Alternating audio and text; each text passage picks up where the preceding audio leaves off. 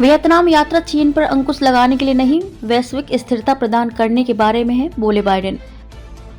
भारत में G20 शिखर सम्मेलन में भाग लेने के बाद अमेरिकी राष्ट्रपति जो बाइडेन वियतनाम की यात्रा पर रवाना हो गए।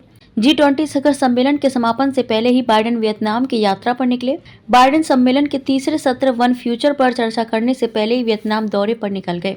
राष्ट्रपति जो बाइडेन ने रविवार को कहा कि हनोई वियतनाम की यात्रा करने चीन के खिलाफ शीत युद्ध शुरू करने की कोशिश नहीं थी, बल्कि यह बीजिंग के साथ तनाव के समय में पूरे एशिया में अमेरिकी संबंध बनाकर वैश्विक स्थिरता पैदा करने का एक व्यापक प्रयास था।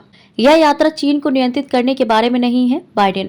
वियतनाम की राजधानी हनोई में एक प्रेस कॉन्फ्रेंस में बाइडेन ने कहा कि यह यात्रा चीन को नियंत्रित करने के बारे में नहीं है, यह एक स्थिर आधार देने के बारे में है। अमेरिकी राष्ट्रपति हनोई ऐसे समय में गए हैं जब वियतनाम अमेरिका के साथ अपनी डिप्लोमेसी रणनीति को बढ़ा रहा है। वियतनाम कुछ हद तक स्वतंत्रता चाहता है, बाइडेन। दरअसल राष्ट्रपति जो बाइडेन की वियतनाम यात्रा एशिया में चीन के प्रभाव का मुकाबला करने को दर्शा रही है। बाइडेन ने इशारा करते हुए कहा कि वियतनाम कुछ हद तक स्वतंत्रता चाहता है और अमेरिकी कंपनियां चीनी कारखानों से आयात का विकल्प तलाश रही हैं। अमेरिका संभावित सहयोगियों की तलाश कर रहा है और साथ ही चीन के साथ तनाव कम करने की भी कोशिश कर रहा है। हम शीत युद्ध के बारे में बहुत ज्यादा सोचते हैं, राष्ट्रपति जो बाइडेन ने कहा कि मुझे लगता है कि हम शीत युद्ध के बारे में बहुत ज्यादा सोचते हैं, यह उसके बारे में नहीं है, यह दुनिया के सभी हिस्सों में आर्थिक विकास और स्थिरता पैदा करने के बारे में है और हम यही करने की कोशिश कर रहे हैं।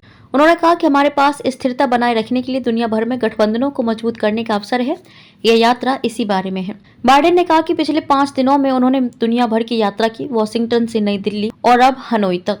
उन्होंने दूसरे देशों से सहयोग बढ़ाने के लिए अपनी सरकार के प्रयासों को प्रदर्शित किया। आपको बता दें कि राष्ट्रपति जो बाइडेन 9/11 हमले की बरसी मनाने के लिए सोमवार को अमेरिका के अलास्का में ठहरेंगे।